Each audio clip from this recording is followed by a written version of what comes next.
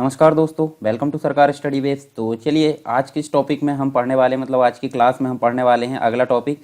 और इसके पहले हमने जो है इकोनॉमिक्स के बारे में बेसिक तौर पर जाना, उसके प्रकार के बारे में हमने देखे और इसके बाद हम देखने वाले हैं अर्थव्यवस्था, यानी कि जो अर्थशास्त्र है, अर्थशास्त्र का जो व्यवहारिक रूप है, व्यवहारिक रूप के बारे में हम यहाँ पे पढ़ने वाले हैं। तो व्यवहारिक रूप होता क्या है, जैसे देखिए मैं आपको बताता हूँ। यहाँ हम देख सकते हैं, देखिए अर्थशास्त्र आपके सामने लिखा हुआ है और दूसरी चीज़ आपके सामने लिखी है अर्थव्यवस्था। तो जैसे उदाहरण के तौर पर अगर माने तो एक क्या है, ये बुक है। और बुक को अगर हम अपनी रियल लाइफ में अगर उपयोग कर लेते हैं, यानी कि उसका यूज़ कर लिया जाता है, तो क्या कहलाती है वो अर्थव्यवस्था। तो सिंपल बोल सकते हैं आप, ये क्या है, एक सैद्धांतिक विषय है यानी कि अर्थशास्त्र। और अगर उसका प्रयोग कहीं किसी विशेष स्थान के लिए कर लिया जाता है तो वो बन जाती क्या, अर्थव्यवस्था। तो हम सिंपल अगर बोलें तो इसको हम अर्थशास्त्र बोल सकते हैं, परंतु इसको हम अर्थव्यवस्था सिर्फ नहीं बोल सकते। क्यों? क्योंकि हमने पहले ही बात की है कि इसका हम किसी विशेष स्थान के तौर पर अगर प्रयोग कर लेते हैं, किसी विशेष स्थान का मतलब क्या है, कोई देश हो सकता है, कोई राज्य हो सकता है, कोई अन्य देश हो सकता है, कोई मतलब कोई विशेष जो है पर्टिकुलर जगह के साथ इसको कनेक्ट कर लिया जाता है। जैसे हम उदाहरण के रूप में बोलें तो अर्थव्यवस्था क्या होती है, भारत की अर्थव्यवस्था। भारत की अर्थव्यवस्था मतलब भारत के साथ में देखिए किसी विशेष यानी कंट्री का नाम जुड़ा है, या फिर हम बोल सकते हैं मध्य प्रदेश की अर्थव्यवस्था। तो इस प्रकार अगर हम इसको जोड़कर लिखें तो ये ज़्यादा कंप्लीट अच्छा सही मतलब सही माना जाता है। परंतु यहाँ अर्थशास्त्र ओनली हम जो है बुक के बारे में बात करते हैं। तो हम सिंपल बोलें तो अर्थव्यवस्था जो है अर्थशास्त्र का एक व्यवहारिक पक्ष माना जाता है। और अर्थव्यवस्था के अंतर्गत जो उत्पादन है हमने देखे थे, उत्पादन यानी प्रोडक्शन, उपभोग, ठीक है। उसके अलावा अगर देखें तो हम देख सकते हैं यहाँ पे वस्तुएं एवं जो सेवाएं होती है उसके व्यापार से संबंधित जो सभी क्रियाकलाप होते हैं, जो एक्टिविटीज़ होती है, वो सारी चीज़ें यहाँ पे शामिल की जाती है। किसके अंतर्गत? अर्थव्यवस्था के अंतर्गत। और अर्थव्यवस्था के माध्यम से ही एक निश्चित क्षेत्र या देश में रहने वाले जो लोग हैं, इसके अलावा वो अपनी जीविका सारी चीज़ें यहाँ से प्राप्त करते हैं। किसके माध्यम से? अर्थव्यवस्था के माध्यम से। यानी कि यहाँ पे उत्पादन भी आ जाता है, उपभोग भी आ जाता है, वस्तु एवं सेवाओं से संबंधित जो व्यापार है उससे संबंधित सारे क्रियाकलाप यहाँ पे शामिल किए जाते हैं। और जो सभी लोग वहाँ पे रहते हैं देश के अंतर्गत, वो आजीविका प्राप्त करते हैं, यानी कि अपने जीवन जीने के लिए जो सारी चीज़ें हैं, फैसिलिटी, वो यहाँ से प्राप्त कर लेते हैं। अब यहाँ देखें तो अर्थव्यवस्था किसी क्षेत्र विशेष से संबंधित होती है। जैसे हमने बात करें भारत, या फिर हम बात कर लेते हैं चीन की अर्थव्यवस्था, विकासशील विश्व जो है, विश्व की अर्थव्यवस्था, ये सारी चीज़ हम बोल सकते हैं यहाँ पे। अर्थव्यवस्था किसी देश या क्षेत्र विशेष में होने वाली जो आर्थिक क्रियाकलाप है, जो क्रिया है, जो एक्टिविटीज़ है, उसकी प्रकृति, उसकी प्रगति, उसके स्तर को यहाँ पे दर्शाती है यानी प्रदर्शित करती हैं। और अर्थव्यवस्था एक सामान्य व्यक्ति से लेकर जो संगठन है, मतलब यहाँ पे एक व्यक्ति की बात करें या फिर हम बात कर लेते हैं एक संगठन की, ठीक है। सामान्य व्यक्ति की बात करें, संगठन की बात करें, कंपनी की बात करें या फिर गवर्नमेंट की बात करें, तो इन सभी से संबंधित यहाँ पे इसको दर्शाया जाता है या सबसे संबंधित हो सकती है अर्थव्यवस्था। यह इन सबको जो है प्रभावित भी करती हैं तथा इन सब से प्रभावित भी होती है। तो दोनों चीज़ यहाँ देखने को मिली, यानी अर्थव्यवस्था इन सबको प्रभावित भी करती हैं और इन सब से प्रभावित भी होती है। किसी अर्थव्यवस्था या फिर हम बोल सकते हैं देश में निहित संसाधनों का उसके जो लोग हैं, जो भी वहाँ जनता निवास करती है, उसकी खुशहाली के लिए किस प्रकार से उपयोग या दोहन किया जाए, इस विवाद का जो प्रारंभ है अगर बात करें यहाँ पे, तो हमारे सामने देखने को मिलता है एडम स्मिथ, ठीक है। माइक्रो इकोनॉमिक के जन्मदाता इनको बोला जाता है। इनकी एक पुस्तक है, पुस्तक का नाम क्या था? The wealth of nation, the wealth of nation, जो कि 1776 में आपको देखने को मिलती है। 1776 में the wealth of nation Adam Smith की पुस्तक है। इससे ये माना जाता है, ठीक है, मतलब जो किस प्रकार से इसका उपयोग किया जाए, किस प्रकार से दोहन किया जाए, जो भी संसाधन है उनको, मतलब जो जनता है उसकी खुशहाली के लिए, ये चीज़ हमको देखने को कहाँ मिलती है? द वेल्थ ऑफ नेशन 1776 में एडम स्मिथ की बुक से माना जाता है। और विभिन्न आर्थिक क्रियाओं के आधार पर जो अर्थव्यवस्था है उसको अलग अलग प्रकार से हम वर्गीकृत करेंगे, पर उसके पहले हमको बेसिक चीज़ यहाँ जानना पड़ेगा। जैसे हम बात करें भारत की, तो भारत के अंतर्गत जो इकोनॉमी है, इकोनॉमी की जो प्रॉब्लम होगी, यानी सेंट्रल लेवल पर जो इकोनॉमी है उसकी क्या मुख्य प्रॉब्लम होती है, क्या मुख्य समस्या यहाँ पे उत्पन्न होती है, तो हमको देखने को क्या मिलता है? जो संसाधन है, संसाधनों का आवंटन यहाँ पे हुआ जाता है, ठीक है, मतलब हो जाता है संसाधनों का आवंटन। तो सबसे मुख्य बात होती है कि किसी भी इकोनॉमी के अंतर्गत क्या उत्पादित किया जाए, यानी कि किस चीज़ का उत्पादन किया जाए। पहली समस्या तो ये उत्पन्न हो गई। दूसरी समस्या क्या उत्पन्न होती है? कैसे उत्पादित किया जाए, यानी कि उसमें किस किस तकनीक का, कौन कौन सी जो आधुनिक तकनीक है उनका प्रयोग करके कैसे उत्पादित किया जाए और कितनी मात्रा में उत्पादित किया जाए। हम ज़्यादा भी नहीं कर सकते और कम भी नहीं कर सकते, ज़्यादा करेंगे तो क्या होगा, मतलब जितनी मांग नहीं है उतनी पूर्ति हो जा रही है, तो अनावश्यक चीज़ यहाँ देखने को मिलेगी। और अगर मांग ज़्यादा है और पूर्ति कम है तो उस प्रकार से भी यहाँ पर कैलकुलेशन करना होता है, यानी कि क्या उत्पादित करना है, कैसे उत्पादित करना है, कितना उत्पादित करना है। उसके बाद बात होती है वितरण के लिए, यानी किसके लिए उत्पादित करना, उपभोक्ता भी तो होना चाहिए। पता चल रहा है उत्पादन कर करके रख लिया जा रहा है, मांग है ही नहीं, और यहाँ पे जो है उसको उपभोग करने वाले नहीं है, तो सिंपल सी बात है, ये ध्यान देना भी जरूरी है किसके लिए उत्पादित किया जाए। अगर ये मुख्य प्रॉब्लम यहाँ पे सॉल्व कर ली जाती है तो समझ लीजिए आप जो है अर्थव्यवस्था सही राह में चल जाती है। ठीक है, तो चलिए यहाँ हम देखने वाले हैं जो अर्थव्यवस्था है, अर्थव्यवस्था के प्रकार के अंतर्गत हमको अलग अलग देखने को मिलते हैं। ठीक है, पहले तो हमने अर्थशास्त्र देखें, पर अर्थशास्त्र जो होती है क्या होती है, एक बुक है, यानी सैद्धांतिक विषय है, परंतु उसको सही रूप में अगर किसी स्थान विशेष या कोई राज्य या कोई कंट्री, अंतर्राष्ट्रीय स्तर पर कोई विकासशील देश, यहाँ पे अगर कनेक्ट कर लिया जाता है, मतलब उसको फाइनली रूप से प्रयोग कर लिया जाता है, तो उसको हम क्या बोलेंगे, उसको बोलेंगे अर्थव्यवस्था। यानी हम बोल सकते हैं भारत की अर्थव्यवस्था, हम बोल सकते हैं चीन की अर्थव्यवस्था, हम बोल सकते हैं अमेरिका की अर्थव्यवस्था। तो इस प्रकार से हम उसको कनेक्ट कर लेते हैं। चलिए यहाँ बात होती है जो व्यवहारिक रूप के अंतर्गत जो अर्थव्यवस्था है उसके प्रकार हमको देखने को मिलते हैं। तो तीन प्रकार से हम अर्थव्यवस्था को यहाँ देख सकते हैं, मुख्य कैटेगरी।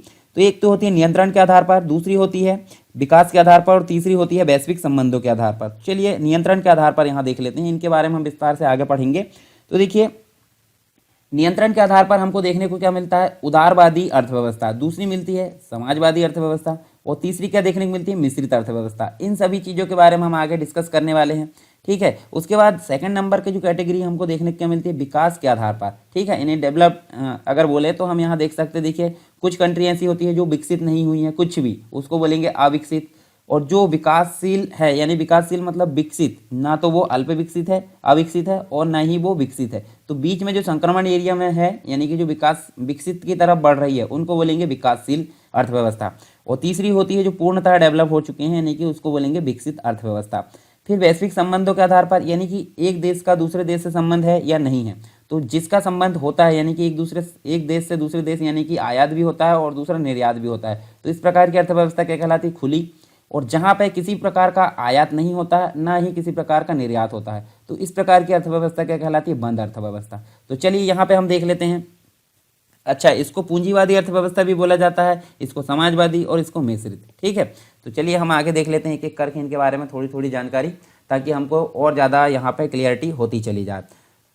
देखिए आपके सिलेबस में ये टॉपिक तो दिया नहीं है, ठीक है, परंतु हमको बेसिक पढ़ना बहुत ज़रूरी है। अगर आप बेसिक नहीं पढ़ते हो तो आगे के कोई भी टॉपिक आपको अच्छे से समझ में नहीं आएंगे। तो जहाँ मुझे ज़रूरत लगती है कि बेसिक पढ़ाना चाहिए वहाँ मैं पढ़ा दूंगा। ठीक है, और जहाँ सिर्फ समझ में आता है कि टॉपिक पढ़ाने से काम चल जाएगा जो सिलेबस के है, तो ठीक है, कोई दिक्कत नहीं, मैं टॉपिक भी वहाँ पे पढ़ा दूंगा, अनावश्यक चीज़ें मैं वहाँ पे नहीं पढ़ाऊंगा। ठीक है, इतने में आपका सारी चीज़ें यहाँ पे कंप्लीट होती चली जाएगी।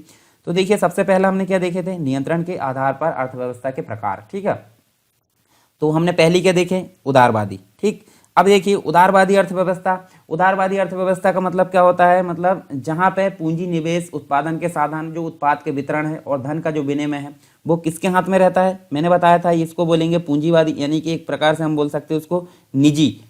ठीक है, निजी जो क्षेत्र है उसका नियंत्रण यहाँ पे देखने को मिलता है। तो सभी आर्थिक क्रियाकलाप अधिकतम लाभ प्राप्त करने के उद्देश्य से प्रेरित होते हैं, यानी कि सिंपल सी बात है, अगर कोई प्राइवेट कंपनी के हाथ में कोई चीज़ है तो सिंपल सी बात है वो क्या करेगा, अधिकतम लाभ कमाने की यहाँ पे उद्देश्य से यहाँ पे काम करेगा। और बाजार की शक्ति की, मतलब जो बाजार की शक्ति होती है उसकी आपसी प्रतिस्पर्धा ही जो बाजार है, बाजार के स्वरूप का निर्धारण करती है। इसके अलावा हम देखें तो पूंजी एवं जो पूंजीपति होते हैं जो कि वहाँ पे पूंजी लगाने का काम करते हैं, वो बाजार पर नियंत्रण होने के कारण हम देखें तो यहाँ पे इस अर्थव्यवस्था का नाम क्या हो जाता है, पूंजीवादी अर्थव्यवस्था भी हम इसको बोलते हैं, क्योंकि जो पूंजी है और जो पूंजीपति है उसका कंप्लीट रूप से नियंत्रण देखने को मिलता है बाजार में, तो इसको हम बोलेंगे कैपिटलिस्टिक इकोनॉमी या फिर पूंजीवादी अर्थव्यवस्था बोलेंगे। और यहाँ पे हम देखें तो जो एडम स्मिथ थे, एडम स्मिथ के द्वारा एक सिद्धांत प्रतिपादित किया गया था जिसको बोला जाता है, यहाँ पे एडम स्मिथ के द्वारा एक सिद्धांत प्रतिपादित किया गया था जिसको बोला जाता है अहस्तक्षेप का सिद्धांत। ठीक है, अहस्तक्षेप का मतलब जो भी यहाँ पे काम हो रहा है, ठीक है, जो अर्थव्यवस्था में जो भी काम हो रहा है वहाँ गवर्नमेंट का कम से कम यहाँ पे हस्तक्षेप होना चाहिए, ताकि अच्छे से यहाँ पे जो है ग्रोथ कर सके कोई भी देश या कोई भी अर्थव्यवस्था। तो यहाँ पे ये सिद्धांत देने का काम किया था किसने, एडम स्मिथ ने, हस्तक्षेप का सिद्धांत, जिसे लेजिस फेयर का सिद्धांत बोला जाता है। और इसमें क्या होता है, सरकार का बाजार पर न्यूनतम नियंत्रण होता था, यानी बहुत कम से कम नियंत्रण यहाँ कंट्रोल होता था। इसलिए संसाधनों का मुक्त प्रवाह यहाँ पे देखने को मिलता है, यानी कि फ्री फ्लो एक प्रकार से देखने को मिलता था।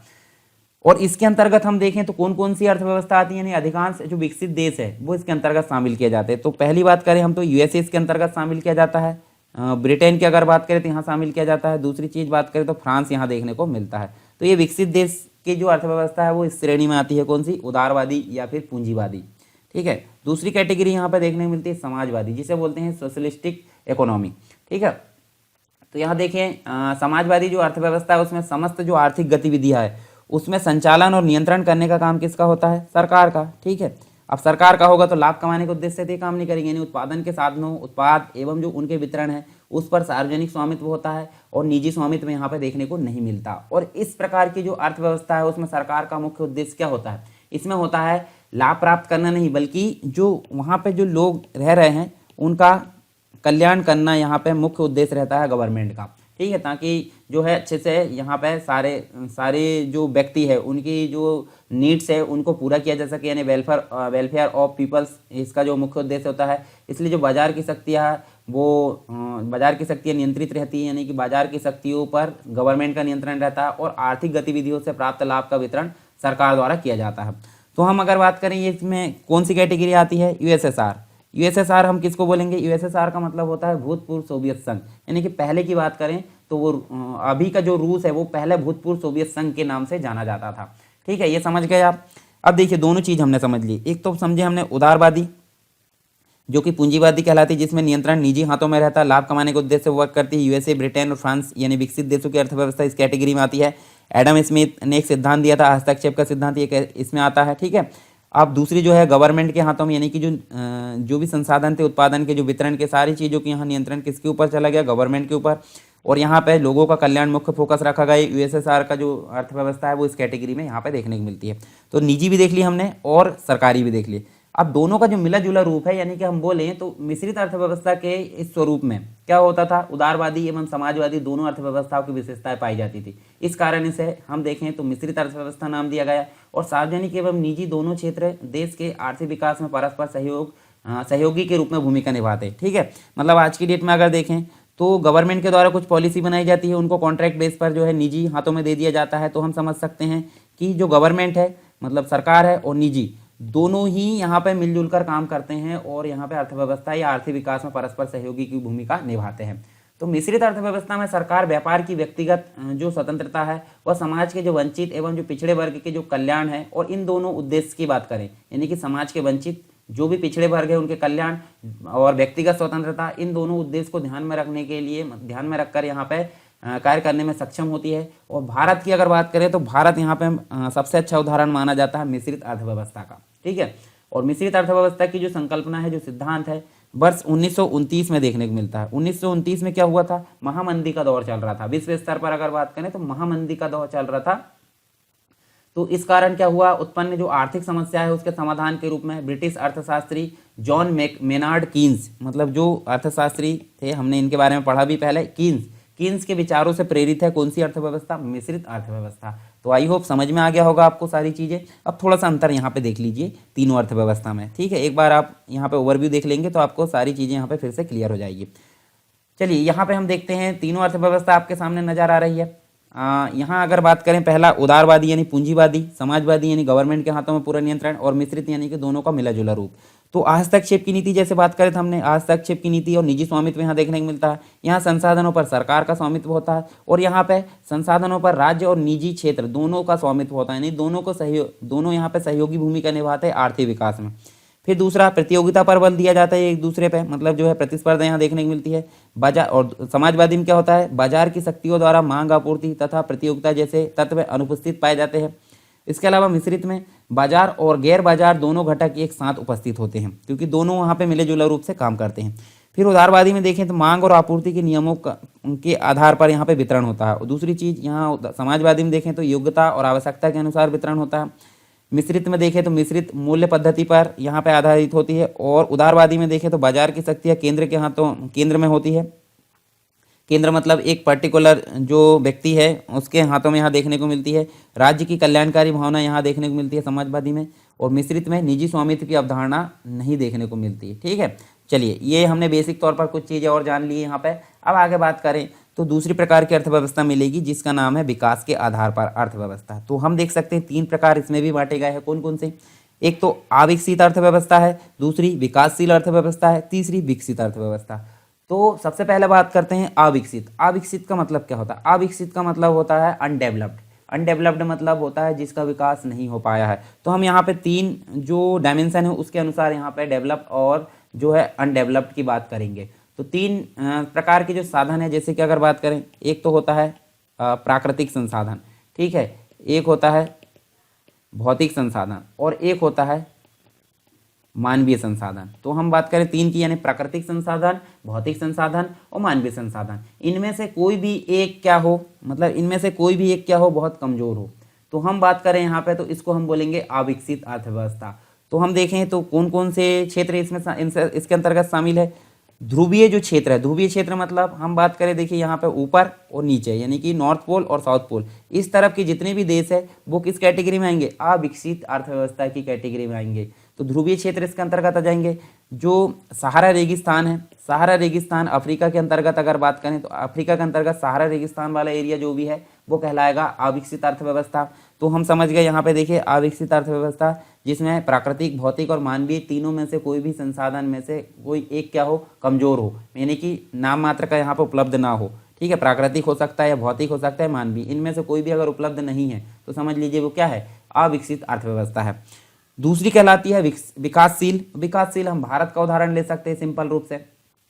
तो यहाँ पे हम देखें तो अल्प विकसित या विकासशील देश वह होते हैं जहाँ एक और जो अप्रयुक्त अथवा जो अर्धप्रयुक्त मानव शक्ति हो। ठीक है, मतलब अर्धप्रयुक्त मतलब पूरी तरीके से सक्षम भी ना हो और पूरी तरीके से पावरफुल भी ना हो, तो ये बीच संक्रमण एरिया कहलाता है। तो अर्धप्रयुक्त रूप से मानव शक्ति हो तथा दूसरी ओर अप्रयुक्त प्राकृतिक साधनों की कम या अधिक मात्रा में उपलब्ध पाई जाती है, यानी कि प्राकृतिक संसाधन भी यहाँ पे क्या देखने को मिलते हैं, इसकी उपलब्धता भी कम देखने को मिलती है। तो यहाँ हम बोल सकते हैं इसको विकासशील अर्थव्यवस्था। और मौद्रिक जो प्रौद्योगिकी यानी जो टेक्नोलॉजी है, और इसके अलावा देखें तो गैर आर्थिक जो सीमाएं, उनके कारण जो विकसित देश है उसकी तुलना में आय और उपभोग है, बचत है, पूंजी निर्माण, इन सभी की दर कैसी होती है? कम होती है। यानी कि जितनी विकसित देश में होगी उतनी विकासशील देश में नहीं होगी। तो इनको हम बोलेंगे क्या? विकासशील अर्थव्यवस्था, यानी कि डेवलपिंग कंट्री, डेवलपिंग इकोनॉमी, यानी कि अभी कंटिन्यू है, विकासशील या विकासशील राष्ट्र जो है वो विकसित की तरफ बढ़ते हुए नजर आते हैं। अब बात करते हैं विकसित। तो विकसित मतलब होता है डेवलप्ड इकोनॉमी। तो उन स्थान मतलब कोई विशेष स्थान जहाँ पे देश बोल सकते हैं, स्थान बोल सकते हैं, उनको विकसित कहा जाएगा। क्यों? क्योंकि जहाँ पर जो तीनों साधन है, जो कौन कौन से 3 साधन हमने देखे थे, 3 साधन की बात करें तो प्राकृतिक भी हो सकते हैं, भौतिक भी हो सकते हैं और मानवीय।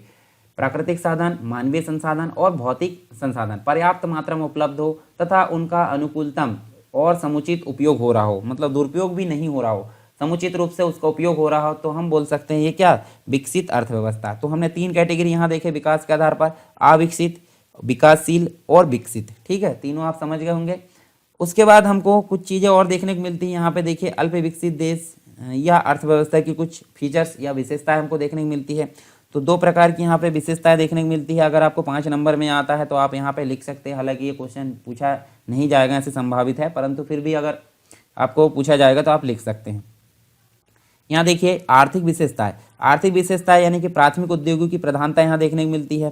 प्रति व्यक्ति आय का निम्न होना, पूंजी निर्माण की निम्न दर, औद्योगिक पिछड़ापन देखने को मिलता है, व्यापक बेरोजगारी, आर्थिक विषमता का अधिक होना, मौद्रिक संगठनों का अभाव, आयात की अधिकता और द्वैत अर्थव्यवस्था। ठीक है, पर सामाजिक विशेषताओं की बात करें तो यहाँ देखने को मिलती है साक्षरता का कम होना, रूढ़िवादिता यानी पुरानी जो परंपरा है उसके अनुसार चलना, सामाजिक जड़ता, राजनीतिक स्थिरता, धार्मिक कट्टरता, संकुचित दृष्टिकोण। तो ये कंप्लीट रूप से हमको इसकी कुछ विशेषताएं देखने को मिलती है। इसके अलावा हमको एक चीज़ और देखने को मिलती है, जो अल्प विकसित अर्थव्यवस्था है या फिर देश है, उनके अन्य नाम हमको देखने को मिलते हैं। जैसे अल्प विकसित जो अर्थव्यवस्था है उनको हम किस प्रकार बोल सकते हैं? निम्न विकसित बोल सकते हैं, पिछड़ी हुई अर्थव्यवस्था बोल सकते हैं, जनाधिक्य वाले देश, जनाधिक्य मतलब जहाँ जनसंख्या बहुत अधिक है, संसाधन बहुत कम है, दक्षिण के देश जो भी है। ठीक है, अर्धविकसित या विकासशील हम बोल सकते हैं, निर्धन देश, कृषि प्रधान देश, सिंपल सी बात है, कृषि एक प्राथमिक जो है प्राइमरी सेक्टर है, और कृषि प्रधान इसलिए बोला जा रहा है क्योंकि कृषि प्रधान अगर होगा तो वहाँ पर डेवलप कंट्री उसको नहीं बोला जाएगा, अल्प विकसित बोला जाएगा। तीसरे विश्व के देश या तीसरी दुनिया के देश इनको बोला जाता है। चलिए दोनों के मध्य यहाँ पे अंतर देख लेते हैं। विकसित अर्थव्यवस्था और अल्प विकसित या विकासशील अर्थव्यवस्था में कुछ यहाँ बेसिक जो है डिफरेंस यहाँ देखने को मिलता है। तो यहाँ देखिए, राष्ट्रीय आय और प्रति व्यक्ति आय एक निर्धारित स्तर से ऊपर हो तो इसको बोलेंगे विकसित अर्थव्यवस्था, परंतु जब अल्प विकसित की बात करें तो राष्ट्रीय आय और प्रति व्यक्ति आय एक निर्धारित स्तर से कम हो तो इसको बोलेंगे अल्प विकसित या विकासशील अर्थव्यवस्था। फिर विकसित में बात करें तो राष्ट्रीय आय में प्राथमिक क्षेत्र की तुलना में द्वितीयक और तृतीयक क्षेत्र का अधिक होना। जैसे हमने बात करे थे, कृषि का अगर वहाँ पे ज़्यादा मतलब चलन है तो सिंपल सी बात है वो विकसित नहीं कहलाएगी, वो क्या कहलाएगी, अल्प विकसित। परंतु यहाँ पे क्या बात की जा रही है, द्वितीयक क्षेत्र, यानी द्वितीयक मतलब उद्योग और तृतीयक क्षेत्र मतलब सेवा क्षेत्र, इनका योगदान अधिक हो तो वो विकसित अर्थव्यवस्था कहलाएगी। पर राष्ट्रीय आय में प्राथमिक क्षेत्र का अधिक योगदान, यानी कृषि का अधिक योगदान है तो वो प्राथमिक क्षेत्र वाले जो है वो अल्प विकसित या विकासशील अर्थव्यवस्था की श्रेणी में आएंगे। फिर विकसित अर्थव्यवस्था, तो वैज्ञानिक प्रगति एवं जो तकनीकी प्रगति है उसका उच्च स्तर यहाँ पे देखने को मिलता है। पर अल्प विकसित में देखें तो वैज्ञानिक प्रगति और तकनीकी विकास का निम्न स्तर देखने को मिलता है। फिर विकसित अर्थव्यवस्था में आधारभूत संरचना का उन्नत स्तर, औद्योगिक रूप से समृद्ध यहाँ देखने को मिलता है। पर अल्प विकसित में हमको औद्योगिक पिछड़ापन देखने को मिलता है, आधारभूत संरचना का निम्न स्तर पर विकास देखने को मिलता है। विकसित में जनसंख्या का भार कम और उच्च जीवन स्तर होता है, संसाधनों की अधिकता देखने को मिलती है। पर यहाँ देखिए जनघनत्व अधिक, लोगों का निम्न जीवन स्तर देखने को मिलता है। विकसित अर्थव्यवस्था में पूंजी निर्माण की उच्च दर देखने को मिलती है, परंतु इसमें पूंजी निर्माण की निम्न दर देखने को मिलती है। विकसित में देखें तो मुख्य विनिर्मित वस्तुओं का निर्यात होता है, मतलब जो निर्माण की जाती है वो उस वस्तुओं का यहाँ पर अधिकतर निर्यात होता है। और यहाँ अल्प विकसित में कच्चे प्राकृतिक संसाधनों का निर्यात होता है, यानी कि उद्योगों के बाद जो चीज़ें हैं वो निर्मित करके निर्यात की जाती है, परंतु यहाँ पे बिना निर्माण के ही निर्यात कर दिया जाता है। यहाँ हम विकसित में उदाहरण ले सकते हैं संयुक्त राज्य अमेरिका यानी कि यूएसए, कनाडा, ब्रिटेन तथा अन्य पश्चिम जो यूरोपीय देश है वो देखने को मिलते हैं। और अल्प विकसित में हमको उदाहरण क्या देखने को मिलते हैं, या विकासशील में भारत, हमारी कंट्री, पाकिस्तान, बांग्लादेश, इंडोनेशिया जो हमारे पड़ोसी है आसपास वाले, वो सभी देखने को मिलते हैं अल्प विकसित या फिर विकासशील, जो कि विकसित की तरफ निरंतर बढ़ रहे हैं। तो हमने देखे यहाँ पे विकसित अर्थव्यवस्था और विकासशील अर्थव्यवस्था या अल्प विकसित अर्थव्यवस्था। चलिए दो अर्थव्यवस्था और देखने को मिलती हैं वैश्विक स्तर पर, तो कौन कौन सी देखने को मिलती है यहाँ पे, तो हम यहाँ देखें तो हमको देखने को मिलती है, देखिए वैश्विक संबंधों के आधार पर दो अर्थव्यवस्था, यानी कि खुली अर्थव्यवस्था और बंद अर्थव्यवस्था। तो खुली अर्थव्यवस्था आप सिंपल समझ लीजिए, जिन देशों की जो आयात निर्यात की जो भी यानी कि अंतर्राष्ट्रीय स्तर पर व्यापार यहाँ पे खुला हुआ है तो समझ लीजिए वो क्या है, खुली अर्थव्यवस्था, या हम बोले तो इसको बोलेंगे हम ओपन इकोनॉमी। और जहाँ पे अदर देशों के साथ यहाँ पे क्या हो, व्यापारिक संबंध ना हो या आयात निर्यात नहीं होता हो तो सिंपल सी बात वो क्या कहलाएगी, बंद अर्थव्यवस्था। तो हम यहाँ देखिए खुली अर्थव्यवस्था को सिंपल क्या बोल सकते हैं, और वह अर्थव्यवस्था जिसका शेष विश्व के साथ आर्थिक संबंध होता है। इस अर्थव्यवस्था में वस्तु और सेवाओं का अन्य देशों को जो बाहरी प्रवाह और अन्य देशों से वस्तु और सेवाओं का अंतः प्रवाह होता है। ऐसी अर्थव्यवस्था में उत्पादन, उपभोग तथा पूंजी निर्माण जो है बाहरी लेन देन से प्रभावित होता है। और खुली अर्थव्यवस्था में उदारवादी तथा निजी आर्थिक तत्वों का अधिक प्रभाव रहता है तथा आयात निर्यात पर न्यूनतम प्रतिबंध रहता है। जैसे हांगकांग की बात करें तो ये खुली अर्थव्यवस्था है, सिंगापुर की बात करें तो ये भी खुली अर्थव्यवस्था है। इसके अलावा आधुनिक विश्व की बात करें तो आधुनिक विश्व की लगभग सभी अर्थव्यवस्थाएं खुली अर्थव्यवस्था की श्रेणी में आती है, मतलब ऐसी कोई भी कंट्री अभी नहीं बची है जो बंद अर्थव्यवस्था की श्रेणी में आती हो। पर बंद अर्थव्यवस्था की अगर बात करें तो वह अर्थव्यवस्था जो बाहरी अर्थव्यवस्थाओं से किसी भी प्रकार से आर्थिक संबंध नहीं रखती हो, मतलब हम क्या बोले, आयात और निर्यात की जो गतिविधि है वो क्या रहती है, एक प्रकार से शून्य रहती है तथा निजी क्षेत्र की भूमिका वहाँ पर नाम मात्र की देखने को मिलती है। उन्हें बंद अर्थव्यवस्था कहते हैं। जैसे उत्तर कोरिया की अगर बात करें तो उत्तर कोरिया इस श्रेणी में हमको देखने को मिलता है। तो आई होप ये दोनों चीज़ें समझ में आई होगी। दोनों चीज़ों का यहाँ पे मुख्य रूप से अंतर भी देखने को मिलता है, तो वो भी हम यहाँ पे देख लेते हैं।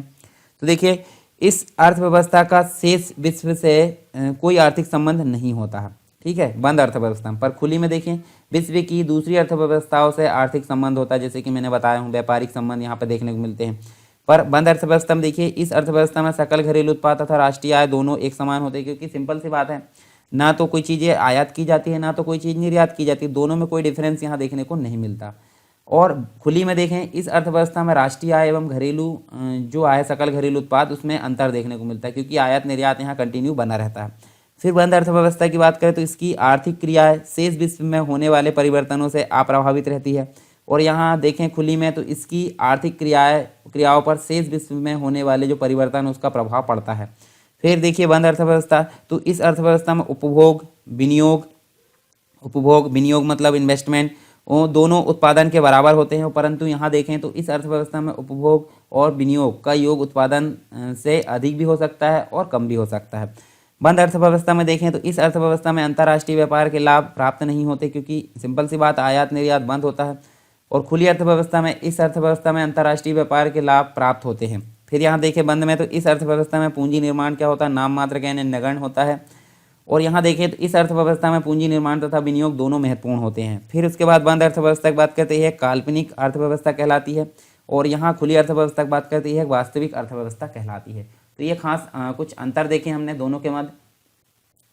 तो ये चीज़ हमको देखने को मिली किसके अंतर्गत, अर्थव्यवस्था के अंतर्गत। ठीक है, तो आई होप सारी चीज़ें आपको समझ में आई होगी। अब देखिए मैं ज़्यादा बड़े लेक्चर अभी नहीं बनाऊंगा, ज़्यादा बड़े लेक्चर बनाने में क्या होगा मतलब बहुत प्रॉब्लम होती थी, यानी कि अभी बहुत दिन से इसलिए लेक्चर नहीं आया क्योंकि गले में प्रॉब्लम थी, मैं लेक्चर बनाने में असमर्थ था बहुत दिनों से। तो मैंने ये सोचा कि कम से कम छोटे छोटे लेक्चर डेली डलते जाए तो अच्छा रहेगा। तो इसके कारण मैं अभी जो है लगभग आधा घंटे के आसपास के आपको लेक्चर यहाँ प्रोवाइड करते जाऊँगा। अगर आपको बड़े लेक्चर चाहिए तो थोड़ा वेट करना पड़ेगा, अभी मैं प्रोवाइड नहीं करा पाऊँगा। अगर आपको इतने ही बड़े लेक्चर चाहिए तो आप कमेंट बॉक्स में मुझे बताइए, तो मैं लगातार जो है इतने बड़े यानी कि लगभग आधा घंटे के आसपास के ही लेक्चर आपको प्रोवाइड करा दूँगा। ठीक है, तो देखिए हमने क्या क्या चीज़ें यहाँ पर पढ़ ली, एक बार फिर से हम देख लेते हैं ओवरव्यू, ताकि आपके दिमाग में फिर से एक पिक्चर क्रिएट हो जाए। ठीक है, तो अर्थव्यवस्था के अंतर्गत हमने देखे थे बेसिक तौर पर अर्थव्यवस्था की उत्पत्ति, उसके बाद हमने अर्थशास्त्र के बारे में देखें, अर्थशास्त्र विज्ञान के रूप में भी देखें, कला के रूप में देखें, अर्थशास्त्र का महत्व देखें, उसकी क्रियाएं देखें यानी कि आर्थिक क्रिया और अनार्थिक क्रिया। जिनका संबंध धन से होता है वो आर्थिक क्रिया कहलाती है, और जिनका संबंध धन से नहीं होता है, सेवा भाव से होता है, वो कहलाती है अनार्थिक क्रिया। तो हमने दोनों के मध्य देखे थे यहाँ उत्पादन, उपभोग, विनिमय, वितरण, लोक राजस्व। फिर अर्थशास्त्र की शाखाएं देखें, व्यष्टि अर्थशास्त्र और समष्टि, दोनों के मध्य यहाँ पे अंतर देखें काफ़ी बड़ी मात्रा में। फिर हमने देखें अर्थशास्त्र का जो है व्यवहारिक पक्ष देखें।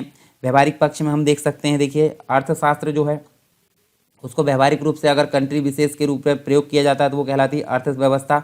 और अर्थव्यवस्था की मुख्य रूप से यहाँ प्रॉब्लम देखें हमने, क्या उत्पादित किया जाए, कैसे उत्पादित किया जाए, कितना उत्पादित किया जाए, किसके लिए उत्पादित किया जाए, तो ये चीज़ें हमको यहाँ देखने को मिलती है। फिर हम देखें तो अर्थव्यवस्था के प्रकार हमने देखें, जिसमें 3 कैटेगरी देखें, नियंत्रण के आधार पर देखें, विकास के आधार पर और वैश्विक संबंधों के आधार पर। नियंत्रण के आधार पर हमको 3 कैटेगरी देखने को मिलती है, उदारवादी यानी पूंजीवादी, निजी स्वामित्व, समाजवादी यानी कि जो है हम बोल सकते हैं जो सोशलिस्टिक होती है, जिसके अंतर्गत सरकार का नियंत्रण होता है, और दोनों का मिश्रित रूप यानी निजी और सरकारी दोनों मिलजुल कर अगर काम करे तो समझ लीजिए क्या है वो मिश्रित है।